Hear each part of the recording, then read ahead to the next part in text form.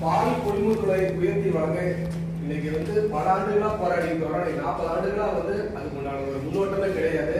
ஆனா இன்னைக்கு பால் நிறுத்தணுங்கிற ஒரு இதுக்காக மூத்த தலைவர் ஐயா அவர்கள் சொன்ன மாதிரி அண்ணன் தலைமையில் இன்னைக்கு அனைத்து விவசாய சங்க கூட்டங்கள் இன்னைக்கு நடைபெற்று இருக்குது.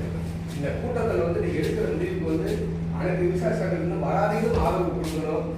80% மேல நீ தமிழ்நாட்டில் விவசாயிகள் கால்நடை நம்பிதான் இருக்கிறாங்க. ஆனா கால்நடை இன்னைக்கு தீவனம் வெட்டி புல்லு பருக்கிட்ட புண்ணாக்கு நாளுக்கு நாள் உயர்ந்துகிட்டே போகுது. ஆனா அதை பத்தி எந்த அரசாங்கம் கண்டுக்கிறது இல்லை. கால்நடை வளர்ப்புடைய வாழ்வாதாரம் ஒவ்வொரு நாளும் நாளுக்கு நாள் பின்தங்கிட்டு தான் போகுது. இன்னைக்கு ஒரு 5000 கடவுளும் 5000 கட்டவே முடியல. இதுதான் நீங்க இருக்கிற நிலைமை. அதே மாதிரி நீங்க இன்னைக்கு வருஷம் 2 ரூபாய் ஏற்றிட்டு இருந்தா கூட நீங்க எடுக்க நீங்க 40 வருஷம் பால் லிட்டர் நீங்க 50 ரூபாய்க்கு கொண்டு வந்திருக்கலாம். ஆனா இன்னைக்கு பச்சை தண்ணி 20 ரூபாய் இருக்குது. அவ்வளவு ஒரு கொடுமையான இன்னைக்கு தமிழக அரசு ஆட்சிகள் மாறி மாறி எவ்வளவு தூரம் வந்தாலும் ஒரு தடவை ஒருத்தர் ஆட்சிக்கு வந்தா வெறும் 2 ரூபாய் இல்ல 1 ரூபாய். ஆனா பரிசீலனை பண்ண உடனே 4 வருஷம் ஏற்றிடுறாங்க.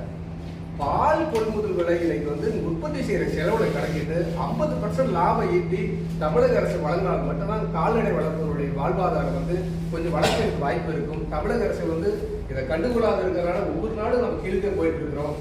இன்னைக்கு உழவர் பெருந்தலைவர் நாராயணசாமி ஐயா அவர்களுடைய தலைமையில் நடந்திருக்கிற அனைத்து விவசாய கூட்டத்திற்கு தமிழ்நாடு அனைத்து விவசாய சங்க ஒருங்கிணைப்பு குழு சார்பில் முழு ஆதரவு கொடுத்து அந்த போராட்டத்தை நாங்கள் ஆதரவு கொடுக்கணும்னு சொல்லி தெரிவிச்சிருக்கோம். நன்றி.